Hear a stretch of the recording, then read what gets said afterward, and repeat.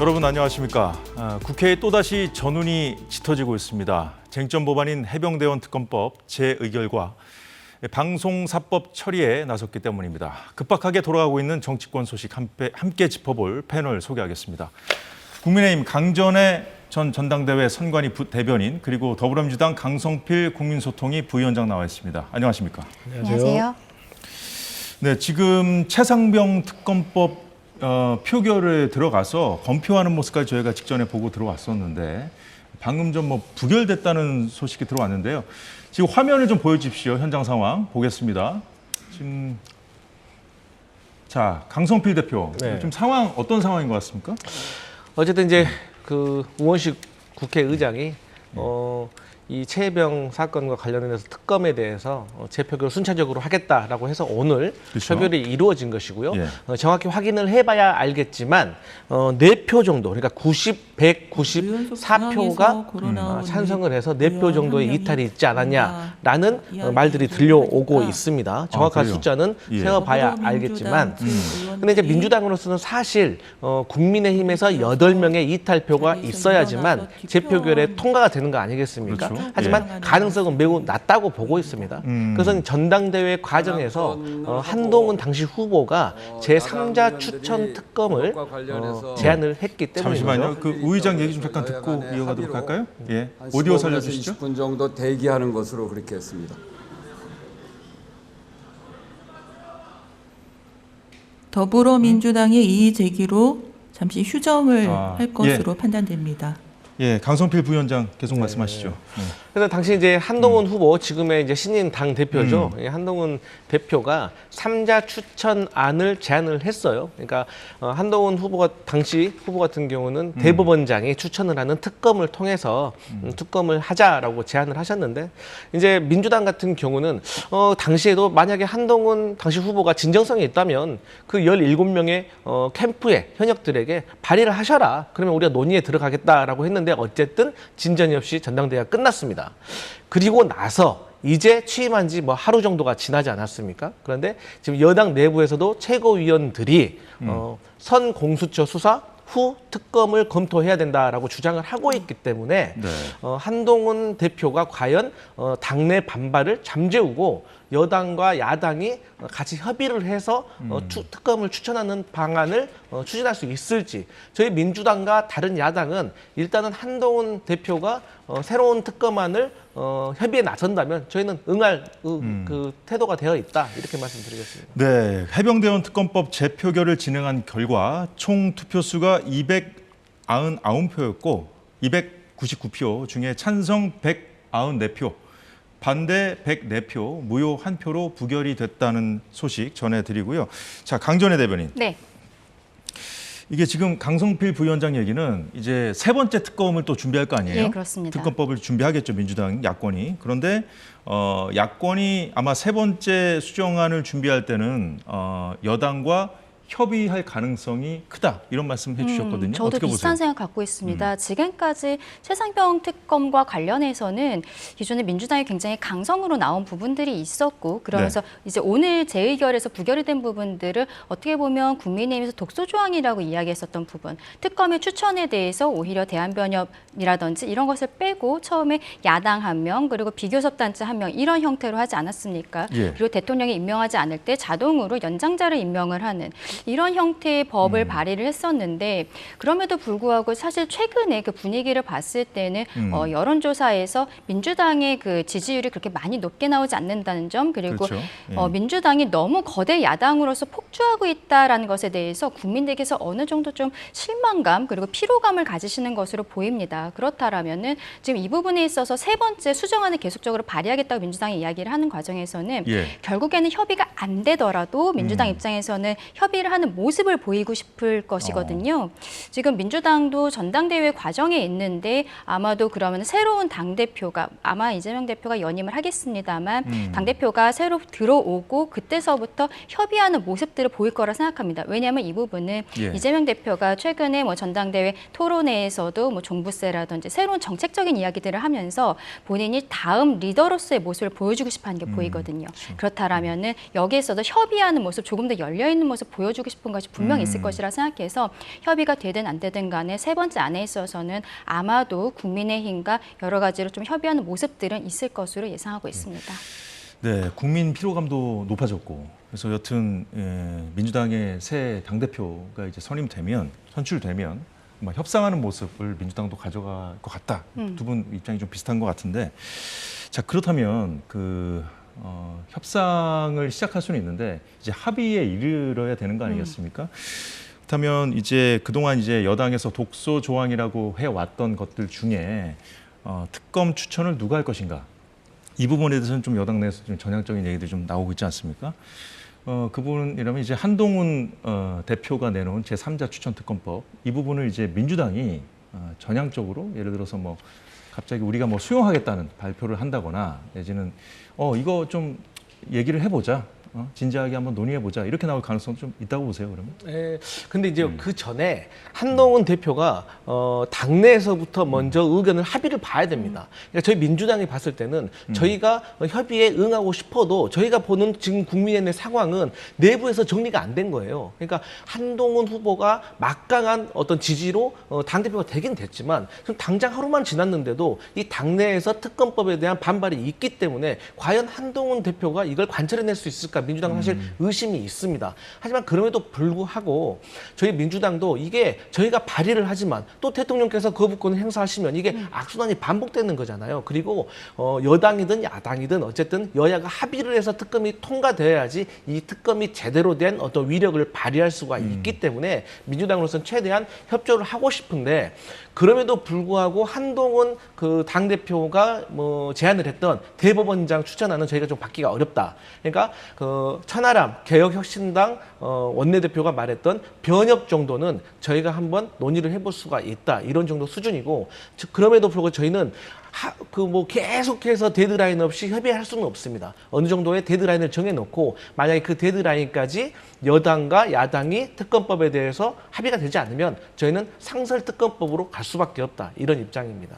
그렇다면 이제 한동훈 표 특검법 협상 여지는 뭐 협상하는 그 모양새 자체는 취할 수 있지만 그쪽으로 가긴 좀 어렵다는 말씀 해주셨는데 지금 강성필 위원장님 말씀하시는 거 저는 민주당에서 좀 받기 어렵지 않을까라고 생각하는 게 지금 대법원장에 대해서는 이재명 대표가 좀 받기 어렵다는 형태를 이야기를 하고 있고 근데 대한변협에서 추천하는 것은 오히려 이번 두 번째 수정안이 아니라 첫 번째 원안과 비슷한 부분이 있기 때문에 민주당에서 오히려 후퇴하는 모습을 국민들께 보인다는 이미지를 가질 수 있을 것 같아요. 그래서 그 부분은 민주당에서 받기 어려울 것 같고 말씀해 주신 것처럼 사실은 국민의힘 내부의 문제 특히 이 부분에 있어서는 대통령실과의 관계가 가장 중요할 것 같습니다. 그렇죠? 제3자 특검과 관련해서는 어떻게 보면은 대통령께서 전 국민 앞에 일단은 그 최상병 특검에 대해서 받을 수 없는 이유를 이야기를 하셨죠. 거기에 대해 공수처의 수사를 보고 미진하다면은 내가 나서서 특검을 요청하겠다라고 이야기를 하셨단 말입니다. 네. 그런데 아직까지 공수처의 수사가 마무리되지 않았어요. 그런데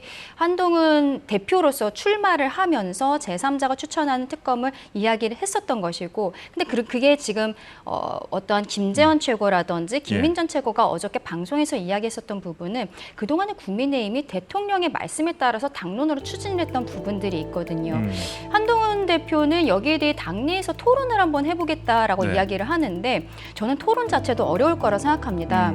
왜냐하면 이거 법안을 만약에 발의한다고 해도 10명 이상이 연설을 해야 되잖아요. 근데 지금 러닝메이트로 뛰었던 3명의 의원 이외에 다른 사람들이 여기에다가 올렸을 때 대통령과 협의되지 않고 올렸을 때는 대통령께서 말씀하신 부분에 대해서 반기를 드는 것으로 보일 수가 있어서 저는 국민의힘 안에서도 10명을 채우기는 어려울 것 같다. 그렇다면 한동훈 대표가 만약에 제3자 특검을 정말로 진지하게 진행을 하겠다라고 하면 먼저 대통령과 독대를 해서 여기에 당정 간에 협의를 하고 그 이후에 당 내에서 토론을 하는 것이 저는 순서상으로 맞다라고 생각을 합니다. 일단 여당 내에서 대안에 대한 그 토론을 하는 그런 상황이 전개되려면 공수처 수사 결과가 나온다든가 일단 상황 변화가 좀 있어야 가능할까요? 공수처 수사에 대해서는 그런데 이제 수사는 막바지에 다른 것으로 저는 보고 있는데요.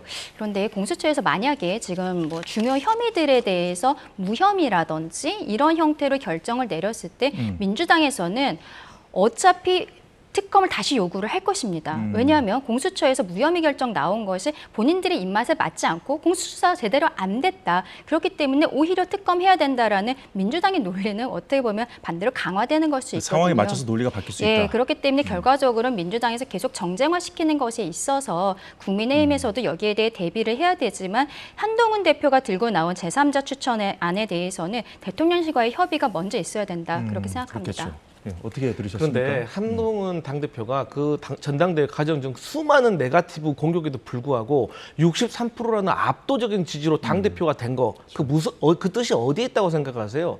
그 뜻을 아직도 국민의힘 구성원들은 모르는 것 같아요. 그거는 대통령실 눈치 보지 말고 당 개혁하라는 거예요. 그러니까 한동훈 당대표도 전당대회 과정에서 뭐라고 했어요? 특검과 관련해서 국민이 의심을 가질만 하다. 그래서 국민 눈높이에 맞게 우리가 해결을 하는 모습 보여야 된다. 그러니까 이게 잘 되고 안 되고 이 정당성도 중요하지만 국민의 인식의 문제도 중요하다는 것을 내세운 거고 거기에 당원들과 국민들이 손을 들어준 거예요. 그런데 아직도 대통령실을 설득해야 되는 문제가 남았다? 그러면 한동훈 대표가 혁신하겠다는 그 약속은 어디로 간 건가요? 저는요, 총선에서는 국민들이 대통령실을 향해 회초리를 때렸고 이번 전당대회에서는 당원들이 대통령실을 향해 회초리를 때린 거예요. 강성필 부위원장 얘기에 네, 제 생각입니다. 강 대변인도 일견 동의하는 부분이 있는 것 같아요. 그럼에도 불구하고 그래서 당정이 좀 소통하면서 같이 얘기를 하면서 가야 된다 이런 말씀 아닐까요? 그런데 그러니까 이 국민의힘 구성원들 중에는 정말로 이 특검이 필요한지 안 필요한지 그러한 마음보다는 저는 대통령의 눈치를 보는 분들이 더 많다고 생각을 해요. 그래서 결론적으로는 한동훈 후보가 지금은 당대표가 됐고 본인이 전당대회 과정에서 약속했던 것을 관철해내지 못한다면 저는 한동훈 리더십 처음부터 어려움에 봉착할 거라고 근데 생각합니다. 이제 국민의힘 그 의원들 특검에 자체에 반대하는 의원들이 많거든요. 근데 그것이 이제 눈치를 보는 거라고 말씀해 주셨는데 정말 소신적인 걸 수도 있어요. 네, 그렇습니다. 왜냐하면 일단 공수처의 수사를 지켜보자라는 것이거든요. 지금 민주당에서 하고 있는 이야기는 과거에 공수처를 만들 때 검찰을 믿지 못하겠으니까 공수처를 만들자라고 했었던 것이죠. 그런데 이제는 공수처를 믿지 못하겠으니까 특검을 하자는 것입니다. 그래서 아까 제가 공수처에서 만약에 무혐의 결정 같은 것이 나왔을 때 어차피 민주당에서는 이것을 받지 않을 것이다라고 말씀을 드렸던 것이고 특검에서 결과가 나왔는데 만약에 여기서도 뭐 무혐의가 나왔다? 민주당에서 원하지 않는 답이 나왔다? 글쎄요. 민주당이 지금 거대 야당으로서 보이는 모습을 봤을 때는 특검이라더니 분명히 다른 것들을 또 생각할 수 있을 것이다. 그렇다면 말씀이 그렇게 생각합니다. 죄송한데 그 공수처 수사 결과가 나오기 전에 여당이 대응 논리를 그럼 미리 만들어놔야 되지 않을까요? 저는 근데 공수처 수사가 어느 정도 진행이 되었는지 그것을 확인하는 것이 먼저라고 생각을 하거든요. 그런데 우리가 처음에 이 사건이 그 일이 크게 번졌을 때는 어떠한 그 이종섭 전 호주 대사의 출국 과정에 있어서 이게 굉장히 큰 일로 벌어지지 않았습니까? 근데 그때까지는 왜 작년 7월에 최상병께서 돌아가셨는데 지금까지 진행되는 것이 없는 것이지 왜 단 한 차례도 소환 조사를 하지 않았던 것이지 국민들께서 그 부분에 대해서 좀 의문을 가지셨던 건 사실입니다. 그런데 그 이후에 지금 언론을 통해서 여러 가지로 밝혀진 사실들 그리고 계속적으로 소환 조사를 하고 있다는 것을 국민들께서 모두 보고 계시잖아요. 그렇기 때문에 아까 제가 공수처의 수사가 그렇게 오랜 기간이 남지는 않은 것 같다라고 말씀드린 게 바로 그 부분이거든요. 한동훈 대표 같은 경우에도 대표로서 출마를 하면서 이제 제3자 추천에 대해서 이야기를 했지만 본인이 당대표가 되면은 그때쯤 되면 공수처의 수사가 마무리되지 않을까라는 생각도 한다라는 이야기도 했습니다. 그래서 거기에 대해서는 글쎄요. 국민의힘에서는 어쨌거나 결과적으로 민주당은 공수처의 수사 결과에 대해서 받아들이지 않을 것이기 때문에 어쨌든 당정 간에 여기에 대한 협의는 반드시 필요하다. 그 말씀을 드리는 것입니다. 최상병 특검법에 관련 얘기는 저희가 이제 여당 상황 쭉 보면서 좀 같이 곁들여서 하는 걸로 하고요.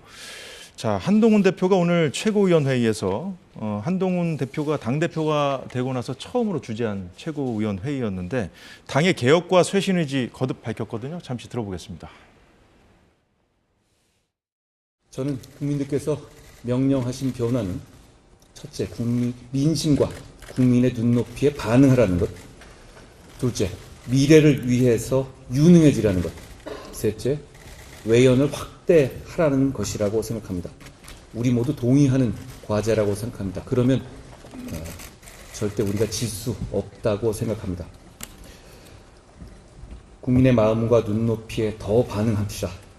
민심 이기는 정치였고 민심과 한편이 되어야 한다고 생각합니다. 제가 앞장서겠습니다. 예, 앞서서 어제 저녁에요.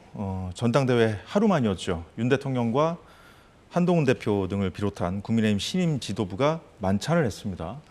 이 자리엔 좀 특이하게도 낙선자들도 함께했는데 윤 대통령과 한동훈 대표가 각자 맥주와 콜라를 따라서 러브샷도 했다고 합니다. 예, 러브샷 하는 장면은 공개되지 않았고요. 그 자리에서 윤 대통령이 이렇게 말했습니다. 모두가 하나가 돼서 한동훈 대표 잘 도와야 된다. 한동훈 대표를 혼자 두면 안 된다. 당내 선거가 끝나면 다 잊어버려야 된다. 전당대회 과정에서 빚어진 여러 가지 갈등 이런 것들을 다 덮고 넘어가야 된다는 메시지까지 주었고요. 여기에 한동훈 대표는 윤석열 정부 성공과 정권 재창출을 위해서 노력하겠다고 화답했습니다. 이게 보면 만찬에서는 결속의 뜻을 다졌다고 하잖아요. 네. 근데 이제 오늘 아침에 쇄신 의지를 강하게 밝혔거든요. 어떻게 보셨습니까? 친윤계에 대한 견제 메시지라는 해석도 나오던데. 아니 뭐 저는 그 한동훈 대표가 뭐 친윤계에 있어서 첫 일성부터 뭐 견제 메시지를 날린 거라고 저는 생각은 하지 않아요. 그저 본인이 생각하고 있는 바 당 혁신에 대해서 추진을 하겠다. 대신 눈치 보지 않겠다. 지향점이 보이거든요. 네. 그리고 이제 그 눈높이라는 것이 그러니까 김재원 최고도 물어보잖아요. 도대체 한동훈 대표가 말하는 눈높이는 도대체 무엇인 거냐? 저는요 삼자가 봐도요 국민이 원하는 것 그야말로 상식인 거거든요. 그러면 눈앞에 놓인 그 상식 문제는 무엇이냐? 우리가 앞서 말했던 최혜병 특검 어떻게 해결할 것인가? 그리고 김건희 여사와 관련된 논란들 어떻게 잠재울 것인가? 그러니까 전당대회 과정에서도 4명의 후보가 그렇게 싸웠지만 일치된 의견이 있었어요. 그 두 가지였는데요. 하나는 김건희 여사 사과해야 된다. 두 번째, 김건희 여사 조사받아야 된다. 이 두 가지는 4명의 후보가 일치된 의견이었기 때문에 한동훈 대표로서는 이제 그 전당대회 과정에서 있었던 내용에 대해서 실천할 때가 온 것이다. 저는 그렇게 보고 있습니다. 예, 어떻게 보셨습니까? 어저께 그 만찬을 하는 모습을 보면서 언론 통해서 공개가 되지 않았습니까? 자, 국민의힘 지지자분들 입장에서는 저 모습이 얼마나 보고 싶었던 모습이었는가. 그거를 정말 크게 깨달았고요. 그동안에 한동훈이 만약에 당대표로서 당선이 됐을 때 대통령과의 관계가 건강하게 형성이 될 수 있을 것인가, 돌아선 사이가 이제 돌아올 수 있을 것인가라는 이야기들이 있었는데 본인이 당대표로서 당선이 된 직후에 대통령에게 직접 전화를 걸었고 그리고 대통령실에서 먼저 만찬을 제의했다. 그게 어저께 만찬으로 이어진 것 아닙니까? 근데 어제 만찬 같은 경우에는 보통은 당선자들을 중심으로 하는데 그 낙선한 당대표 후보들도 왔죠. 나경원, 윤상현, 원희룡 후보도 같이 저녁 식사를 했습니다. 근데 여기에 대해서 뭐 혹자는 뭐 한동훈과 독대하기 싫어서 다른 사람들도 같이 부른 거 아니냐 이러한 이야기들도 하는데 저는 그것이 아니라 이번 전당대회 과정이 정말로 굉장히 치열하지 않았습니까? 여기에 있어서 윤석열 대통령께서 전당대회에 직접 오셔서 원팀이라는 것, 한 배를 탔다는 것 여기에 대해 굉장히 강조를 하셨거든요. 근데 전당대회 이후에도 지금 전당대회 과정에서 있었던 이러한 앙금들이 해소되지 않을 것 이거 굉장히 많은 분들이 걱정을 하셨는데 그것을 어루만지기 위해서 대통령께서 그 낙선한 3분도 같이 불렀다라고 생각을 하거든요. 한동훈 대표가 이번에 63%나 굉장히 높은 수치로 당선이 되었지만 실질적으로 정치계에 뛰어든 지는 그렇게 오래되지 않았습니다. 오히려 낙선한 3분 같은 경우에는 국민의힘 계열에서 20년을 넘게 오랫동안 정치를 하셨던 분들이거든요. 이분들에 대해서 한동훈 대표를 외롭게 하지 마라. 한동훈 대표 중심으로 함께 뭉쳐달라라는 이야기를 하셨다는 것은 이제 지나간 앙금들은 다 덮고 당의 미래를 위해서 이 3분에게 역할을 요구하는 그런 자리였다. 저는 그렇게 생각을 합니다. 예, 거대 야권에 맞서려면 어쨌든 그 국민 눈높이를 어떻게 볼 것인가. 아까 뭐 말씀하신 김재원 최고가 뭐 그 한동훈 대표가 말하는 국민 눈높이가 뭐냐 이렇게 물었다고 하셨는데 그 부분에 대한 당내 조율이 좀 선행돼야 될 것 같습니다. 예. 현재 이제 국회 본회의장에서는 이 최상병 특검법뿐만 아니라 오늘 폐기됐죠. 부결됐으니까. 야권이 주도하는 방송 사법을 놓고도 여야가 격하게 충돌하고 있거든요. 여야 대표 발언 먼저 들어보겠습니다. 국민의힘은 방송사법 통과를 막으려고 일찌감치 필리버스터를 공언했습니다. 이는 누가 봐도 방송을 장악하려는 마지막 몸부림입니다. 민주주의를 파괴하는 방송 장악 시도를 포기하지 않는다면 대한민국 언론을 파멸시킨 독재의 부역자라는 오명을 얻게 될 것입니다. 저는 전당대회 과정 내내 방송장악사법과 민주당이 제기하고 있는 최상병 특검법에 대해서 단호히 반대해 왔습니다. 선수가 심판 고르는 법이고 사법 시스템을 파괴하는 무소불위의 법인데다가 방송장악사법은 한마디로 방송을 민주당의 유튜브처럼 운용하겠다는 노골적인 선언이기 때문입니다. 네, 한동훈 대표 취임하자마자 정말 시험대에 선 것이 맞는 얘기 같습니다. 민주당은 정권이 이 방송 장악을 시도하려고 하고 있다. 정권이 장악하려고 하고 있다. 그래서 그걸 막기 위해서 방송법을 추진한다는 입장이고요. 국민의힘은 민주당의 방송법이 민주당이 공영방송을 영구 장악하기 위한 방송 장악법이라는 입장인데 지금 그 여야의 충돌하는 모습을 보면 정말 그 다른 법안보다 타협의 여지가 없어 보여요. 네, 그러니까 사실 이 방통위가 지금 현재 2인 체제로 운영이 되어 왔잖아요. 그렇죠. 그러니까 5인 합의제 기구에서 2명이서 모든 걸 결정을 한다는 것은 누가 봐도 의사 정족수와 의결 정족수를 제대로 판단하고 있지 못하다라고 생각을 해요. 그리고 이미 고법에서도 작년에 2인 체제에 대해서 그 불법성을 정당성에 대해서 지적을 한 바가 있어요. 그렇기 때문에 저는 이 방통위의 기이한 형태를 어떻게든 여당과 야당이 합의를 해서 조금 이 악순환을 끊어내야 된다라고 저는 생각을 하는데, 그런 차원에서 지난 재헌절에 우원식 국회의장이 민주당한테는 방통위원장에 대한 어떤 탄핵 절차를 멈춰라. 그리고 방송사법 추진도 멈춰라. 그리고 국민의힘을 향해서도 박문진 이사 선임 절차에 대해서도 멈춰라. 그리고 우리가 좀 2달 정도 합의를 해보자라고 제안을 했습니다. 저는 사실 국민의힘은 민주당은 국민의힘이 서로 장악을 하려고 한다라고 비난을 하고 있는데, 저는 사실 둘 다 할 말이 없다고 생각을 해요. 왜? 모두가 정권 잡아봤잖아요. 그렇기 때문에 KBS와 MBC를 정권을 잡았을 때 항상 장악하려고 하는 시도는 있었다. 그래서 저는 닭이 먼저냐 달걀이 먼저냐 이 논쟁을 좀 그만두고 어쨌든 지금 이 기형적인 형태를 끊어내야 되는 거잖아요. 지금도 민주당에서 지금 이상인 직무대행도 탄핵할 수 있다라고 얘기를 하고 있잖아요. 그러면 또 대통령께서는 임명을 하실 거 아니겠습니까? 그러면 이게 무한 반복되면 방송통신과 관련된 정책들은 계속해서 중단되는 거 아니겠어요?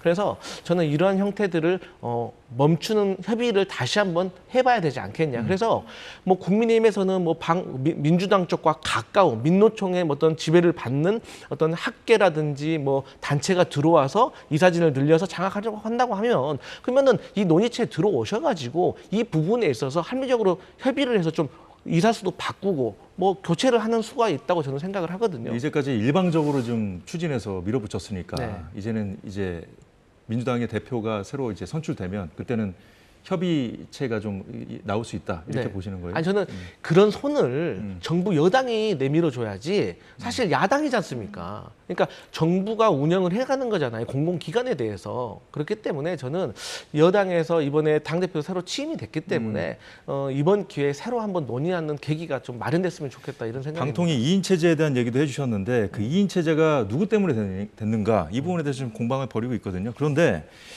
지금 방통위 부위원장까지 네. 민주당이 탄핵하겠다. 지금 오늘 그렇죠. 발의했거든요. 네, 어떻게 되는 겁니까, 그럼 이상인 앞으로? 그 부위원장에 대해서도 탄핵안을 발의하겠다라고 지금 하고 있는데 음. 사실상 그 방통위 같은 경우 지금 강성필 위원장님 말씀하신 것에 대해서 조금 이야기를 하자면 방통위는 대통령이 지명한 2명 그리고 여당에서 1명, 야당에서 2명 총 5명으로 구성이 되어 있습니다. 그렇기 때문에 정권이 바뀌었을 때 이 방송을 총괄하는 방송통신위원회 자체가 5명 중에 3명이 일단 여당 몫이 되기 때문에 정권에 따라서 어떤 공영방송의 지배구조가 좀 바뀐다라든지 이런 것들이 있을 수밖에 없었던 것이거든요. 그래서 사실은 민주당 측에서 2016년에 정권이 바뀌었을 때 사장이 바뀐다거나 그렇게 하지 않도록 하겠다라는 것이 본인들의 공약이었습니다. 그런데 2017년에 문재인 정부 들어오고 나서 거기에 대한 이야기는 전혀 없었고 KBS와 MBC의 상황에 대해서는 우리 시청자분들께서 더 잘 알고 계실 것이라 생각합니다. 지금 방송사법을 올린 것인데 방송사법 중에 하나가 제가 조금 아까 말씀드린 방송통신위원회 구성에 관한 부분이거든요.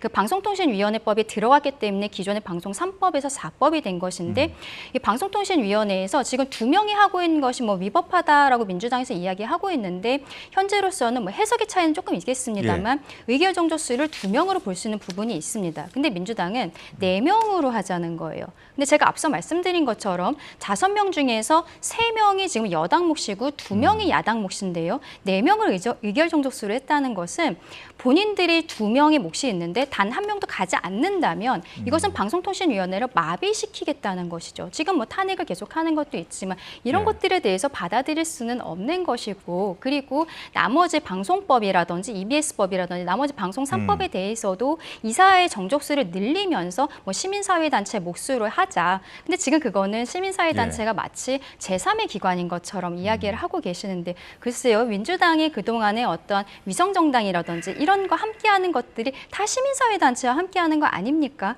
이런 것들이 있는데 지금 국민의 입장에서는 기존에 민주당에서 이야기했었던 부분들도 전혀 지키지 않았으면서 이제 와서 뭐 본인들의 어떠한 아바타로서의 시민사회단체를 넣는다라든지 방송통신위원회법도 이렇게 야당에서 2명 중에 1명도 들어가지 않았을 때는 아무것도 할 수 없는 형태로 만든다든지, 여기에 대해서는 협의 자체가 저는 불가능한 것이 오히려 맞다라고 말씀드리고 싶습니다. 방통위 네, 부위원장 탄핵안도 이제 처리를 할 것 같은데 민주당이. 그러면 그 전에 그럼 여당은 어떤 그 대책이 있을까요? 이번에도 그럼 사퇴를 해야 되는 겁니까? 어떻게? 저는 일단은 사퇴가 좀 안타깝지만 해야 되는 것이 아닌가라고 생각합니다. 방송통신위원장 자체도 어떻게 보면은 그동안에 김홍일 위원장 6개월밖에 못했고 네. 그 이동관 위원장도 3개월밖에 못했었는데, 국민들께서 이게 문제가 있는 것이 아니야라고 생각하시겠지만 사실상 민주당에서 탄핵소추안을 발의를 하면 직무정지가 됩니다. 근데 우리 탄핵소추안 발의해서 직무정지했던 거 아는 이미 사례가 있잖아요. 이상민 전 행안부 장관. 이상민 행안부 장관이 이태원 참사에 책임을 져야 한다라고 하면서 민주당에서 단독으로 여기에 대한 탄핵안을 발의를 할 때 많은 언론에서 법조계에서 이것은 정무적인 부분이지 법적으로 헌법과 법리를 그 중대한 위반이 있는 탄핵 사유라고 보기 어렵다라는 이야기들이 중론이었습니다. 그런데 작년 2월에 탄핵안을 발의를 하고 그때 이미 직무가 정지가 되었잖아요. 헌법재판소에서 만장일치로 여기에 대해서 기각 결정이 나온 것이 7월 25일입니다. 최상병 돌아가신 게 7월 19일이에요. 그때 호우가 있는 동안에 행정안전부 장관은 우리는 이렇게 컨트롤타워 수장으로서 행정안전부 장관이 하게 되어 있는데 작년에 그 수해 상황에서 아무것도 하지 못했었던 것이죠. 근데 여기에 대해 헌법재판소에서 전원이 일치한 기각 결정이 나오는데 민주당은 사과의 말이 하나도 없었고 지금 방송통신위원회에 있어서도 탄핵안을 계속적으로 발의를 하겠다고 하는 것입니다. 그러면은 지금 반년 정도 업무가 정지되기 때문에 그것을 막기 위해서 박문진 이사들은 8월 12일에 임기가 끝나거든요. 그래서 지금 어쩔 수 없이 본인이 사퇴를 하고 어떠한 꼼수로서, 이거는 꼼수가 부정적인 표현으로 쓰는 것이 아닙니다. 어쩔 수 없는 방식으로서 사퇴를 하고 새로운 방송통신위원장을 임명하는 형태로 하는 것이 지금 오늘 이진수 위원장 후보자까지 된 것인데, 여기에 대해서 민주당은 본인들의 어떠한 정무적인 책임은 전혀 지지 않는 모습들에 대해서 결국에는 국민들께서 심판하실 것이다. 그렇게 말씀드리고 싶습니다. 청문회 상황을 저희 이진숙 후보자 청문회 상황을 좀 이따 볼 건데, 제가 강성필 부위원장, 이 탄핵, 이 부위원장 탄핵에 앞서서 또 부위원장까지 사퇴할 수 있다 이런 전망을 해주셨거든요. 저는요 일단 국민의힘에서 왜 시민단체는 항상 민주당의 편인가? 그리고 그 방송통신의 구성 중에서 그 여당이 할 수 있는 3명, 그러니까 항상 여당이 우세하게 만들어져 있잖아요. 그러면 이번에는 우리가 정권 잡아서 여당이니까 이번 정권은 우리 마음대로 할게, 그런 속셈인가요? 그래서 결론적으로 야당이 그럼 이렇게 탄핵을 하고 그런 것이 폭주라고 합시다. 그러면 책임 있는 정부 여당에서 방송통신에 관련된 정책 같은 거 다 내팽겨치고 이대로 계속 탄핵하고 또 맞서고 임명하고 이런 악순환을 계속 그대로 내버려 둘 거예요? 말씀하신 것처럼 문재인 정부에서 그런 행동, 그 약속을 제대로 못 지켰기 때문에 정권 교체가 된 부분 중에 하나예요. 그러면 전 정권하고 달라야지 이번 정권은 똑같이 할 겁니까? 그래서 좀 물어보고 싶어요. 그러면 우리 민주당은 말 그대로 국민의힘이 말씀하시는 것처럼 입법 폭주라고 하는 것처럼 계속 탄핵하면은 그대로 내버려 두실 거예요? 방송통신에 대해서? 저는 그 해결책도 없다는 게 너무 답답해요. 자, 잠시만요. 저희 이진숙 후보 청문회 저희 영상을 좀 준비한 게 있는데 그걸 좀 잠시 보면서 좀 이어가도록 하겠습니다. 이진숙 후보자는 나이가 몇 살입니까? 개인정보에서 말씀드리지 않겠습니다. 피켓 투쟁하는 그런 후보자가 있었습니까? 저는 기본적으로 이게 피켓이 아닙니다. 있었습니까? 제 발언에 대한 관련 자료일 뿐입니다. 있었습니까? 질문의 취지를 있었습니까? 알지 못하겠습니다. 있었냐고요? 저에게 고압적으로 말하지 마십시오. 네. 소리 지르지 마십시오. 삿대질하지 마십시오. 가만 계십시오. 지금 용산에서 보고 있습니다. 위원장에게 절차를 어긴 것에 대하여 사과하시고요. 잘못된 것이다라는 규정을 알지 못합니다. 아니 모르면 그 자리에 안 계셔야 돼요. 사과할 일을 사과하지 않고 이게 뭐 하는 짓입니까? 위원장님, 위원장님 사과하십시오. 제가 사과를 하고 네, 싶어도 그래서 사과하십시오. 합리적인 방법으로 설명을 해주셔야 됩니다. 네, 지금 방금 보신 상황은 여러 매체들이 보도하고 있는데 이진숙 후보가 그 야당 의원 질의에 답하는 과정에서 MBC 자료를 이렇게 드니까 최민희 위원장이 이 피켓 투쟁하는 거냐 이렇게 지적을 하고 하니까 이제 벌어진 일이거든요.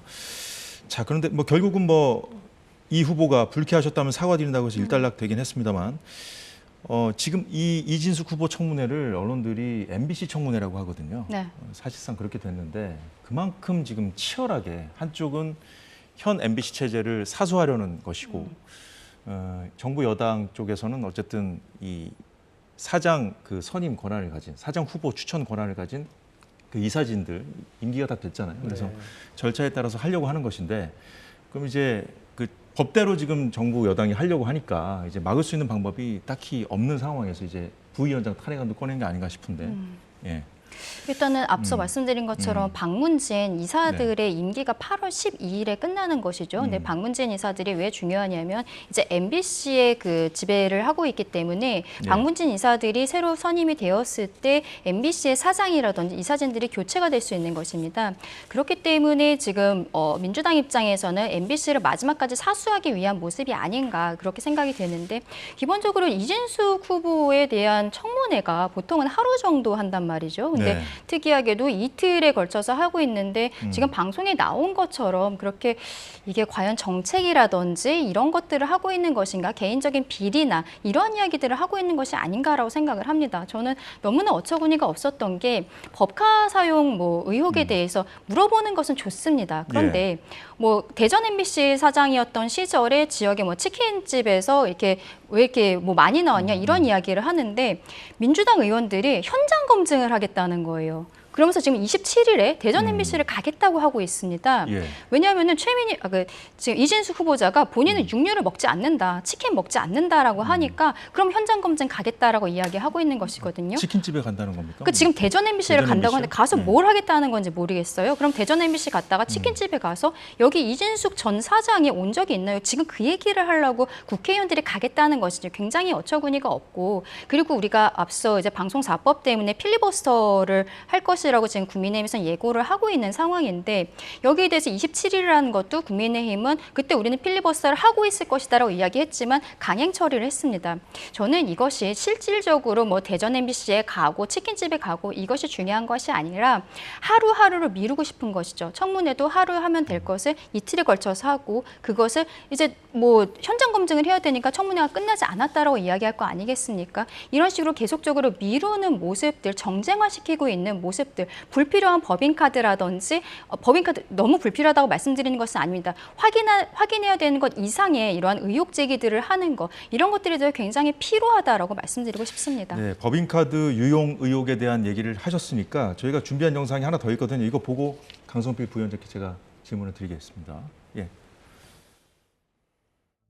2012년에 MBC 노조가 파업을 했습니다. 이 파업은 공정방송 파업이라고 대법원에서도 인정한 파업이라고 이례적으로 언론 노동자의 근로조건 이해 파업을 합법성을 인정한 파업이에요.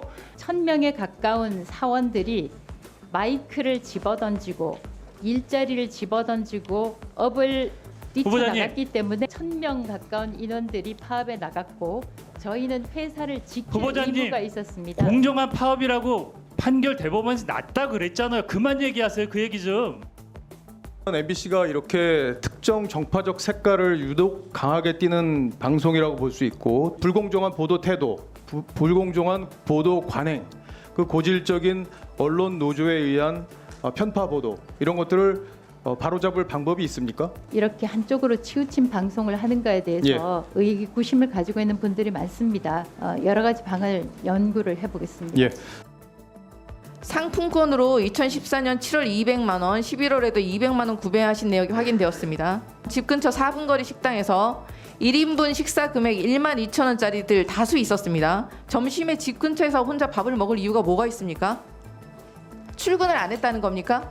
재택근무를 했습니까?